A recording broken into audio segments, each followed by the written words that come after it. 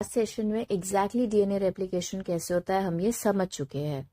So basically this steps occurs in these three steps, that is denaturation, annealing and elongation. Denaturation का मतलब होता है कि जो हेलिकल स्ट्रक्चर था आपने उसको ओपन अप किया. Annealing का मतलब होता है primer attachment which occurs at the 5' end of the daughter type, है ना. क्योंकि जब अब आप डीएनए रेप्लिकेशन की बात करोगे आप हमेशा with respect to parental DNA या फिर डॉटर डीएनए स्ट्रैंड की बात करोगे. और फाइनली हुआ इलोंगेशन जहाँ पे पूरी डॉटर डीएनए बनी उसके खुद के 5'3' डायरेक्शन में. ये सब कुछ हम हमारे लास्ट सेशन में देख चुके हैं. वी ऑल्सो नो कि जो हमारा डीएनए होता है वो बेसिकली होता है 2.2 मीटर लॉन्ग. इसके चक्कर में क्या होता है कि जब इसका रेप्लिकेशन होता है वो सेगमेंट वाइज होता है. तो देखो हमने नॉर्मल प्रोसेस तो देख ली थी. तो ये आपका डीएनए था, ये अनवाइंड डीनेचुरेटेड ओपन स्ट्रैंड्स थे, हमने उन पे प्राइमर अटैच किया था एट द 5' एंड और फाइनली डॉटर डीएनए बने. कैसे? फ्रॉम 5' टू 3' यानी ऐसे. ये सब कुछ हम हमारे लास्ट सेशन में देख चुके हैं.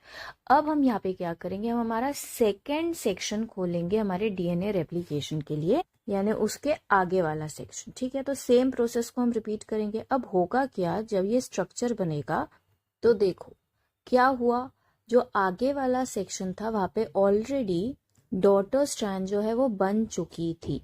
अब हम लोगों को क्या करना है, ये वाले सेक्शन में डॉटर डीएनए बनाना है.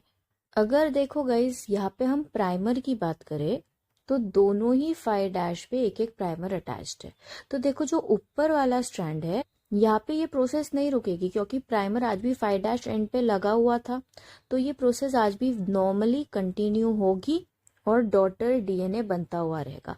लेकिन अगर आप नीचे वाले स्ट्रैंड की गाइस बात करते हो ना तो यहाँ पे आ गई प्रॉब्लम. वो क्या बोलेगा, कौन क्या बोलेगा, आपका डीएनए डिपेंडेंट डीएनए पॉलीमरेज.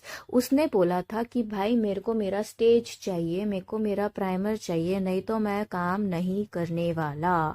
तो प्रॉब्लम यह है कि जो नीचे वाला स्ट्रैंड है उसका प्राइमर तो पहले लगा हुआ था और उसने वहां तक अपनी प्रोसेस कंप्लीट की. तो अब वो बोलेगा मेरे को फिर से मेरे 5' पे एक प्राइमर अटैच करके दो. तो हम लोग फिर से यहाँ पे एक और प्राइमर लगाएंगे, फिर बोलेंगे हाँ अब मैं काम करूंगा और नया डॉटर बनेगा.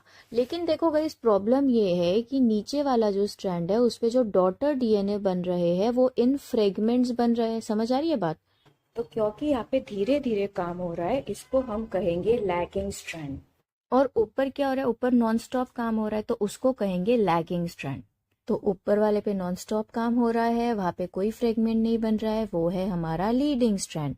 नीचे वाले स्ट्रैंड पे धीरे धीरे करके काम हो रहा है, बार बार प्राइमर अटैच होता रहेगा, फ्रेगमेंट्स बनेंगे, इसलिए वो कहलाएगा लैगिंग स्ट्रैंड. तो ये कंसेप्ट जो सबसे पहले देखा गया था वो देखा था ओकाजाकी नाम के साइंटिस्ट ने. तो ये जो फ्रेगमेंट्स बने डीएनए के लैगिंग स्ट्रैंड के पास, उसने उसको अपने नाम के ऊपर नाम दे दिया.